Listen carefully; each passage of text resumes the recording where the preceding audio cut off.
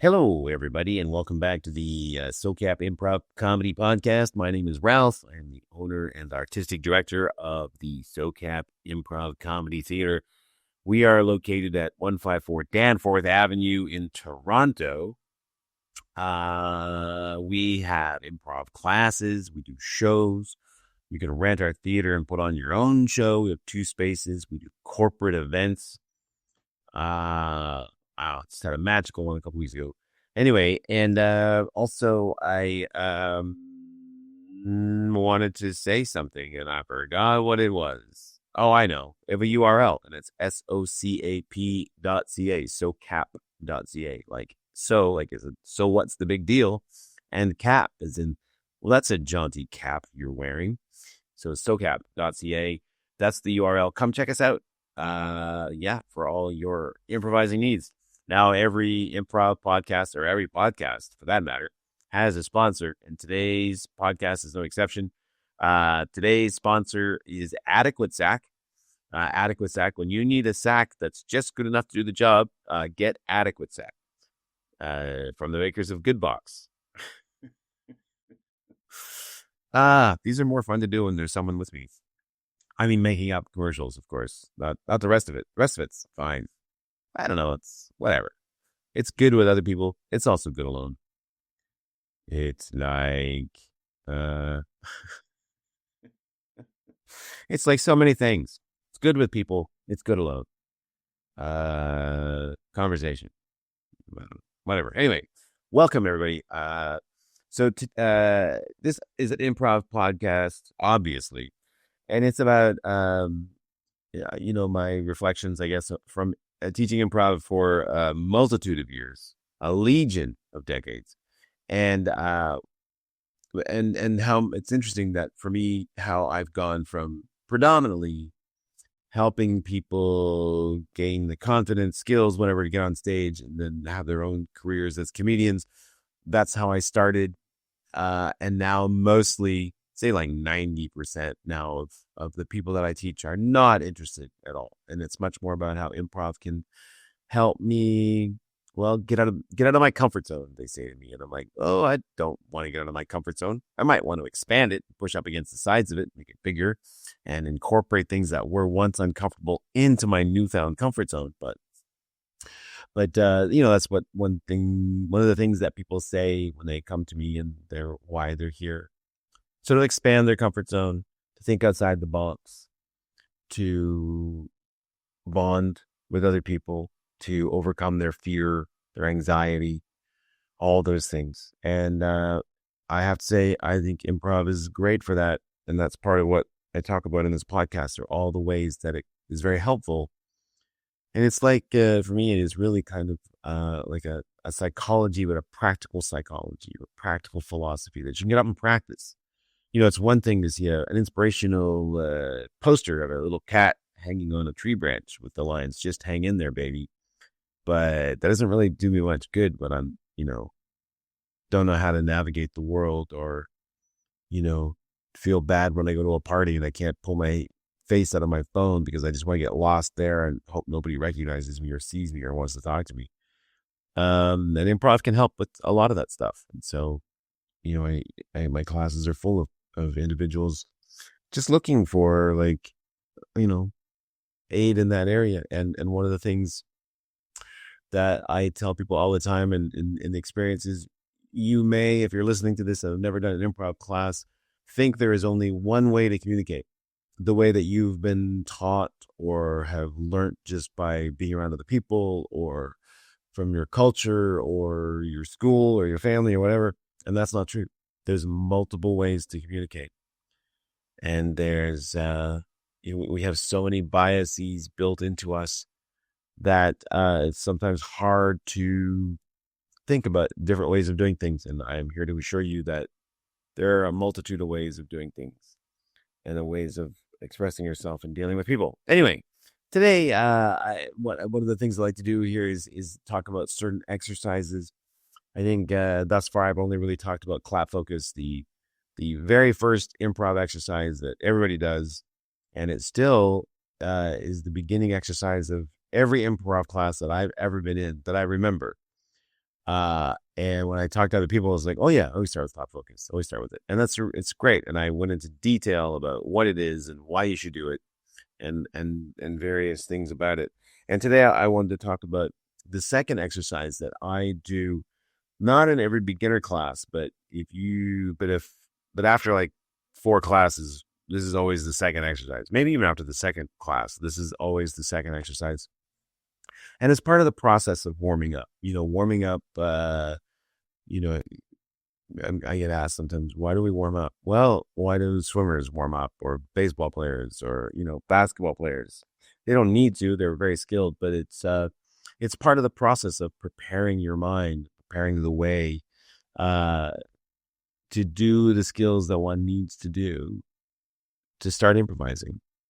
Because some of us have to give up a lot of defaults and change the way we interact and behave with people. Some people don't, and those people are more natural at play. Essentially, that's what it is. It's the people that are more willing to play other people's games for whatever reason, whether their ego is not so fragile or whether that's just the way that their biases and they've been trained are.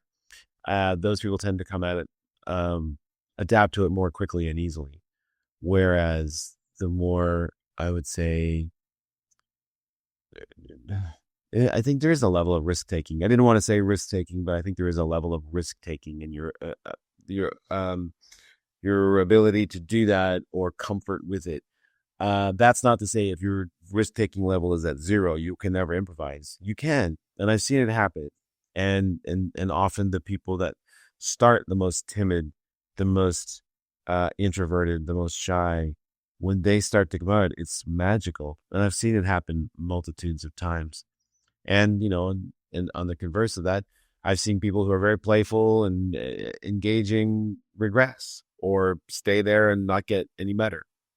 And better, I shouldn't say better. That's a judgment term, but I guess grow. They sort of come in, they do that. That's all they do. And okay. I mean, whatever. That's great. Everybody comes and gets what they want from it. But I'm always trying to make people, I guess, more responsive to other people and to the situation and to serve the relationship and get out of their heads. That's what I'm always trying to do. Anyway, today I want to talk about exercise number 2. And this is we used to call it word association. I don't call it that anymore. I call it association, and I'll get to the reason why in a second. But the way this works is whatever group you have, you do it with 2 or, 22. I've probably done it with up to 30, although I don't like to do it with that many people. I generally would like to cap it around 14, 15, maybe 16. Anyway, the way it works is you stand in a circle. So it flows really easily after Cloud Focus. Whoever starts will turn to the person to their left and say anything. Start, begin, whatever. The second person that they spoke to will turn to the person to their left and say the first thing that comes into their head without guessing, without second guessing it, without trying to change it. So whatever start makes them think of, they just turn and blurt out whatever. Begin. Third person then might say, who knows, start, begin, commence. And so, okay, so we start to have a little bit of a run on words that mean the same as start in that scenario or whatever happens. The point, and so we do that and you go around in the circle and you keep going around and around and around as much as you need to. Probably 2, 3, 4 minutes, depending on the group. Now, so that's the mechanics of it. You just turn to your left, say something that person does, and goes around in the circle like dominoes falling, and you go around and around and around. The 2 rules of the game, and there are only really 2 rules, I think, and rules. I say with a grain of salt because I don't believe in rules. But I would say, but the one, I guess, one that is a rule is don't judge what other people say. So if someone said begin, you wouldn't go like, begin. What's that? No, you don't judge it. So you accept everything. Although it's interesting while you do this exercise to look for the subtle self-judgments that people have, and they will shrug their shoulders a little bit. reflexively turn out the palms of their hands, screw up their face, inflect upwards. These are little clues, or not clues, or maybe a clue if you're watching somebody, but they're indications that we send out to people to not take us seriously, to that I'm not really committed to what I'm saying. And so it's a way that other people can easily dismiss us. And we do it to ourselves, in that way that we train people how to treat us. And you can do it verbally too. I've seen people do it verbally with the like, well, you've probably thought of this already, blah, blah, blah. Or this is going to sound stupid, blah, blah, blah. And we give people already reasons to not listen to us and reject what we're saying. Anyway, back to the game. So don't judge it. Try not to judge yourself. Or if you do, notice it. Interesting. Okay. Mm-hmm. And the other big rule is there's no wrong answer. Whatever comes out of your mouth comes out of your mouth. And so then we start and we go around. And what tends to happen is first you'll see people who will be up in their head and they'll think of the words that have been coming at them and they'll try to think of a perfect answer. And often they'll have things halfway in their mouth. They'll swallow them back and they'll, oh, wait. So in that instance, I encourage people not to do that. Go with their impulse. What did you want to say? And sometimes they'll say, I had nothing. And I'm saying, say that. Say, I have nothing. That's what's in your heart. That's the authentic experience you want to say. Say that. I got nothing. Which will then cause the other person to say, what?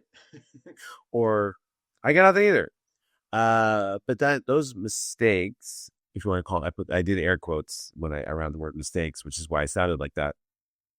It's not really a mistake, but it is sort of a change. It's not what we'd expect. But one of the things about this game and improv in general is we don't care about getting things right or good or perfect. We care about doing them and serving the experience. And the experience is someone said something to you, you didn't hear it, I got nothing. Or in the case you don't know what to say, I got nothing. The other one that happens is someone will mumble something or there's an accent or something involved, and the person who receives it will want to say, what? I want to get it right. And again, I understand the impulse of getting it right or good or perfect. But in this case, don't. Just turn to your left and go like, I didn't hear that. And that again becomes like a left field offer or a left-hand turn, like a mistake. And what it will do is it'll open up a new way of playing this game that we never would have gotten to if we didn't have a mistake. So it teaches the value of mistakes, or at least they're not bad, not necessarily bad. Of course, some mistakes can be bad, but in general, we reflexively just label them as bad without even thinking about it. Oh, let's start with this. Not a bad idea and see where that goes. And then maybe later on we'll go like, okay, you know what? That was bad. But in the like immediate time frame, let's not do that. We're going to keep it going. So another thing about this game is you serve the game, which means it has to go fast. Otherwise the people will die of boredom. If it goes slow, people will go up in their head and they'll think, but you got to go real fast to keep us hopefully bypassing the prefrontal cortex. So we're just reacting. And then every time when somebody laughs, not every time because it would take too often, every once in a while someone will laugh and they'll stop and say, okay, why are we laughing? Why did we laugh when, Jane over there said, no, I'm doing it. I'm thinking of words and rejecting them because I'm trying to think of Tootsie Roll. That's what I was trying to think of. I don't know why. Why did we laugh at that? And there's a lot to unpack in the laughter, right? Often we laugh because the person discovered the word that was coming out of their mouth as we all did at the same time. And that's a very powerful connection. They said Tootsie Roll. They didn't know they were going to say Tootsie Roll until it was halfway out their mouth. So that's a powerful connection when we all discover. It's one of the reasons why improv is magic. We all discover things at simultaneous times, including the performers and the audience. Oh, I didn't know he was having an affair. Oh my God, he's having an affair. Hilarious. So there's a discovery moment. There's the repetition, right, of games that come back. We start building a reference level. Tootsie Roll, that's funny because it was just said over there 2 seconds ago. Oh, yeah. Repeated. Yes. So we're starting to build a reference level. Oh, yeah. We're starting to build a community. So you encourage people to go very fast. Go around, again, 2, 3, 4 minutes. I apologize. I'm talking too much and I had a cough. And anyway, so you go fast.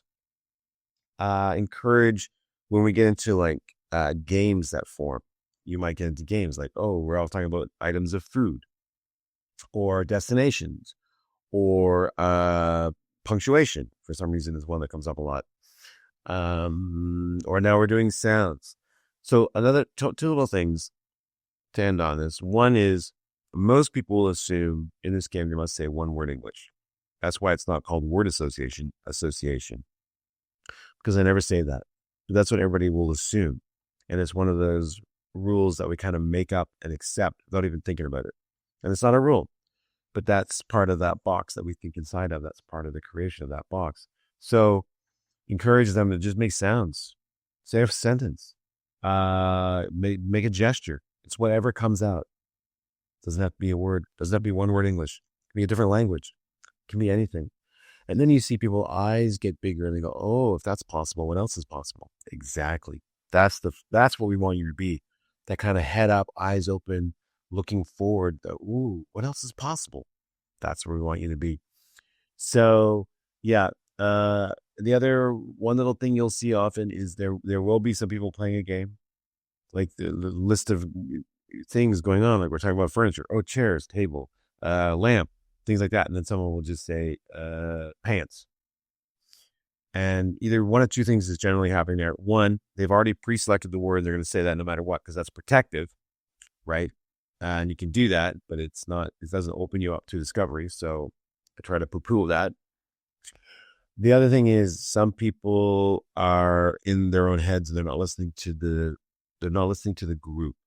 And so the first thing is to encourage them to listen to the group. Did you hear all these items of things, furniture? Continue it. Buy into it. Let go of your thing and join the bigger thing that's happening between and among us, which is one of the shifts in our brain that happens when we improvise. It's not me. It's not my geniusness that I can geniusness? I don't know if that's a word. It's not my genius that I will bring to this. It is our collective experience that I'm trying to serve. And you're like, Ralph, what does that mean? Well, that is a whole series of podcasts just about that, and divergent and convergent thinking and discovery versus invention. There's so much in here, but that's what I want to say about I almost did it myself, about association. It's a great game.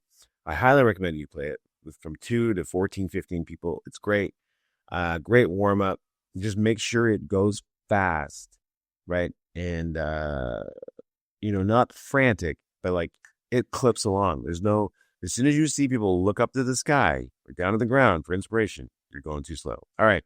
Thanks, everybody. I hope you have a great week, and see you back here next time for more of the SoCap Improv Comedy Podcast. Bye-bye.